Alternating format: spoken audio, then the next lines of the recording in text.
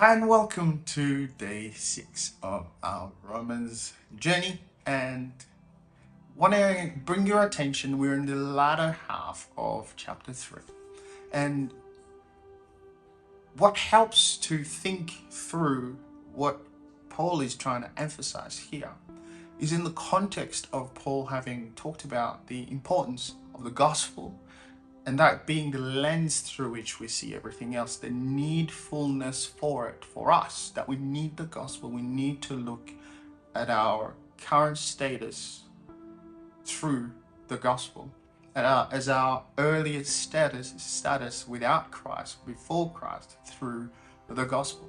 And he talks about how we were separated from God. We chose to disconnect and to reject God ultimately.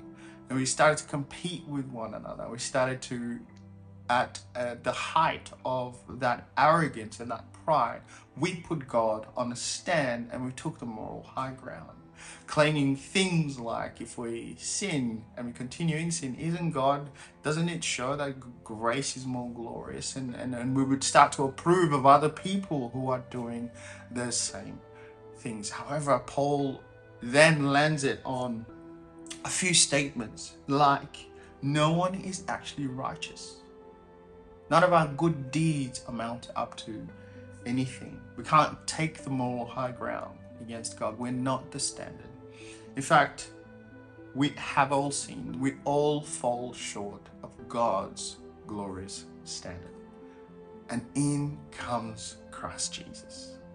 In fact, Paul is going to show the difference between our righteousness and God's righteousness. He says this in verse 25, God presented Jesus as a sacrifice for sin.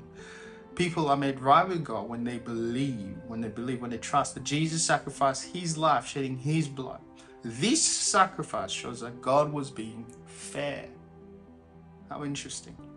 When he held back and didn't punish those who sinned in the times past, he was looking ahead and including them in what he would do in this present time, around the time of Jesus. God did this to demonstrate or to show his righteousness. For he himself is fair, just, and he makes sinners right in his sight when they believe in Jesus. The point of this, Paul is saying, look to Jesus. He is saying, look at the righteousness of Jesus. When God is setting a standard, he keeps it. He is the standard. And when he comes in human form and does what we could not do, Jesus did not sin where we sinned. He did not sin. Where we fall short, Jesus was actually exalted. He was lifted high. He was elevated to a position of honor. Where we couldn't keep the standard, Jesus became the standard for humanity, for us.